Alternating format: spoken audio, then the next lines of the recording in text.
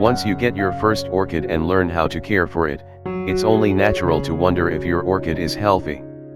Is the care that you are providing for your orchid enough for it to thrive? Several signs that indicate whether an orchid is healthy or on the verge of complete disaster, and in this article, you'll learn what signs to look for that indicate there might be a problem with your orchid. Healthy Phalaenopsis orchids will have strong leaves with a lime green color that is uniform along the full extension of the leaf. Aerial roots will be present in a healthy Phalaenopsis orchid, with thick silver gray velamen and soft green tips. The potting medium in a healthy orchid will show signs of good air circulation and excellent drainage. Contrary to popular belief, beautiful orchid blossoms are not indications of a healthy plant. It might be that the orchid is producing its last cry for help to survive by reproducing its species. For that, it produces the best flower it has ever made before it dies off. Unhealthy orchid leaves are firm, dense, and hold their form. The leaves are wrinkled, limp, and lifeless, hanging over the pot with no resistance. Leaf color is light to medium green, never dark green. The last newest leaf is dark green or pale yellow.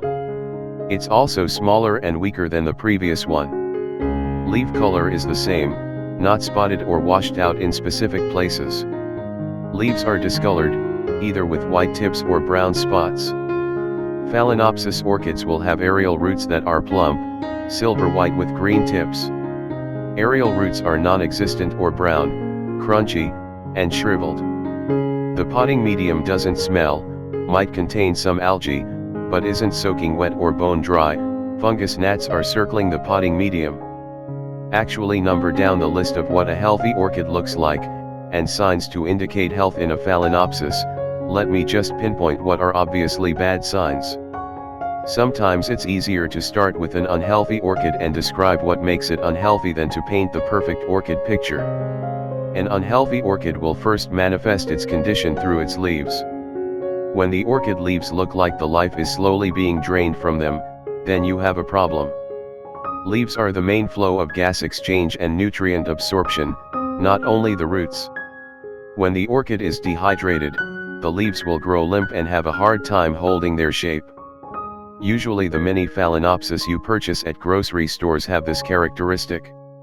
Their leaves hardly hold up to the test of time, usually because of poor maintenance from the supermarket. The second indication of an orchid that is going to die on you unless you have a really green thumb and know a lot on how to rescue orchids is one that doesn't have any roots. Stay away from rootless orchids. You won't know if the orchid is healthy or not at the grocery store since the real sign is in its roots. Orchid roots are the ultimate sign that your orchid is doing well or on the verge of parting ways with this world. When you repot, you have an overall view of how this orchid is doing, healthy or not.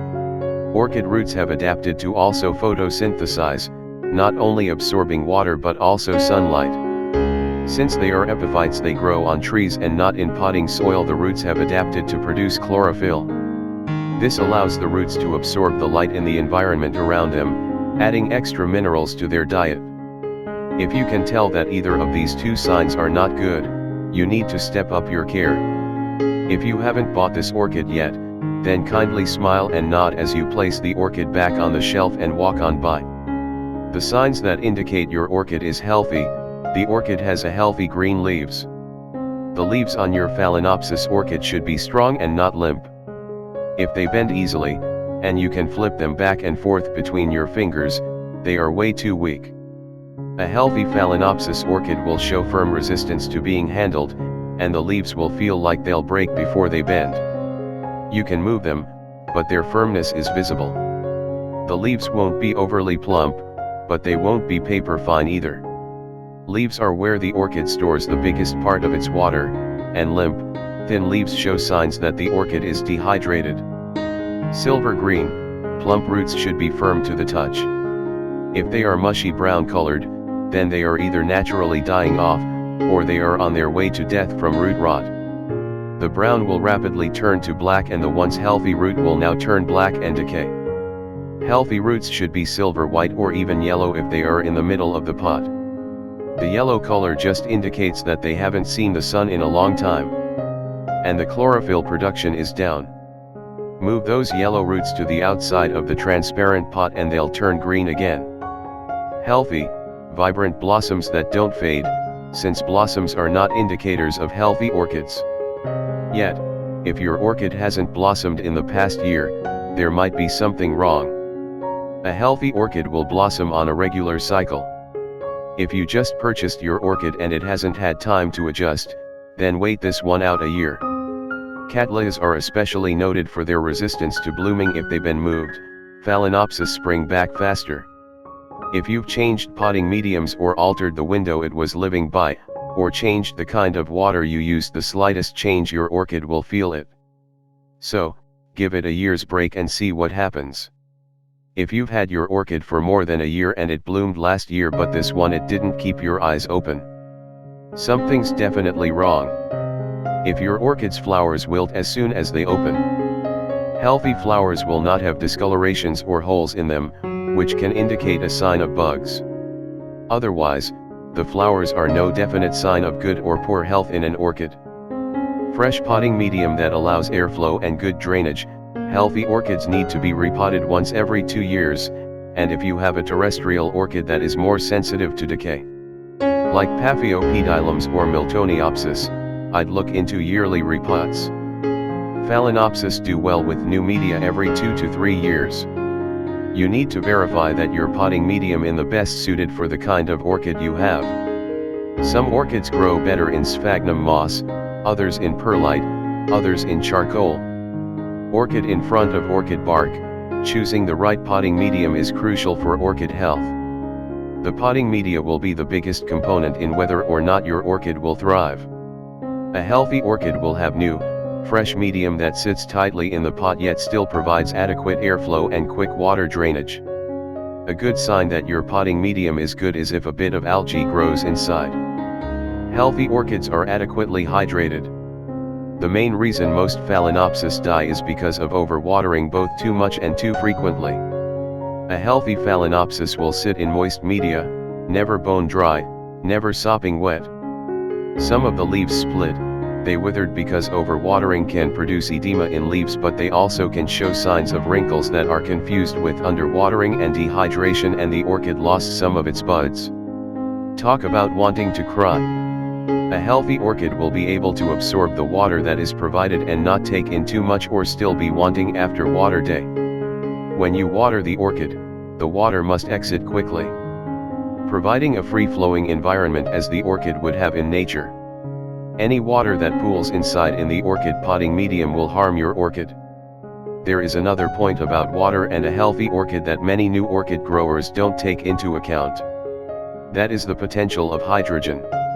Each orchid has a pH that they thrive in. And tap water, hard water, soft water, distilled water and reverse osmosis water all have different potential of hydrogen scale. Your orchid might not be healthy just because of the quality of the water you are providing to it. Healthy orchids thrive in humid environments. This is such an overlooked item that makes such a difference in how orchids grow, especially indoors. Orchids were all outside, the Mother Nature cared for them. Mother Nature give completely care and watering came naturally. It rained. What if it is every time is humid? The aerial roots on Phalaenopsis orchids would shrivel up, so give water more. It wouldn't make a difference, orchid ended up with shriveled, paper dry aerial roots, yet soggy, black rot inside the potting media. To understand that what was lacking was the humidity, not water. We never had to think about the climate being too dry, except in the dry season. But since it was dry season, we naturally watered the grass under the palm or coconut tree and the humidity rose naturally. Orchids absorb humidity in the air. Phalaenopsis prefer a much higher humidity, or around 50 to 70%. Healthy orchids will prefer to live in an environment with lots of humidity, and that requires a humidifier. Healthy orchids will live in the right light requirements, and that is indicated by the color in their leaves. If the orchid has purple spots on its leaves, then it is too close to the light. You don't have to move it since it has produced its very own form of sunscreen, called anthocyanins. These purple spots don't harm your orchid but make sure the leaf isn't overheating.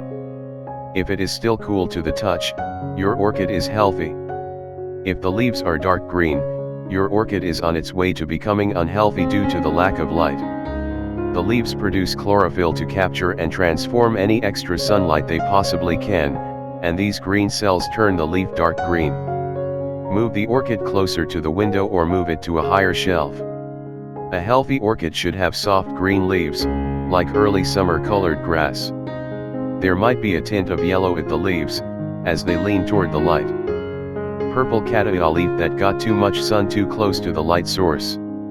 It didn't burn the leaf, but the higher quantity of light made the orchid produce its own sunscreen. A healthy orchid will be properly fertilized. An over-fertilized orchid will have brown tips at the end of its leaves, and yellowing leaves starting at the end of the leaves.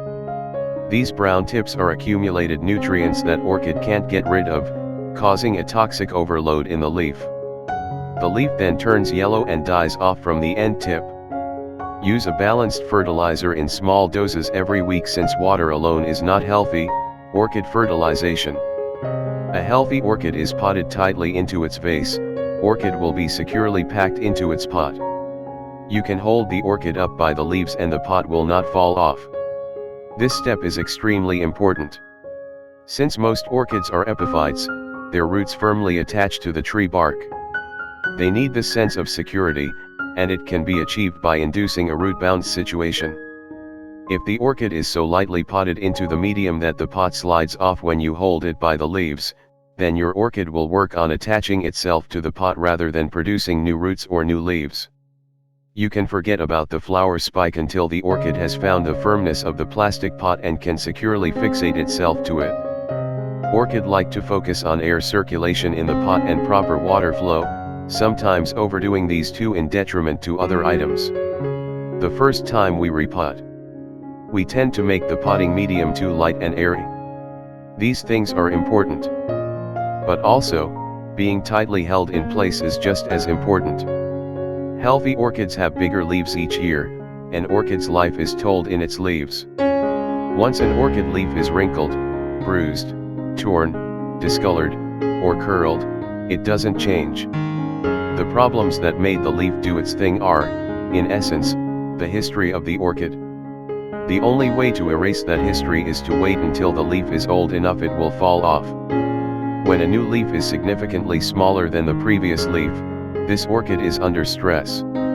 It is indicating that last year's growth was a lot better and the environment was more suited for its growth that this year has been. There wasn't enough energy to produce a good, healthy leaf because something else was diverting the orchid's attention. Pests, insects, root rot, new potting medium. Whatever caused the leaf to not grow to its full potential needs to be investigated and fixed. Without decent leaves that are a bit larger each year, orchids don't grow well. A healthy orchids have thick, full pseudobulbs. Phalaenopsis, being monopodial, don't have pseudobulbs but sympodial orchids do. Cattleyas, oncidiums, and cymbidiums have pseudobulbs, the storage house of the orchid. In most cases, a healthy pseudobulb should be the same color as the leaves, and be firm, not wobbly. Some pseudobulbs are smooth, like the Miltonias, but others have lots of fine wrinkles. Like cherry babies, but never deep grooves. Deep grooves and wrinkles mean the orchid is having a hard time either storing or receiving water and may indicate that root health is bad. When you have an orchid with a previously smooth pseudobulb and it suddenly gets wrinkled and shrivels, your orchid is not healthy.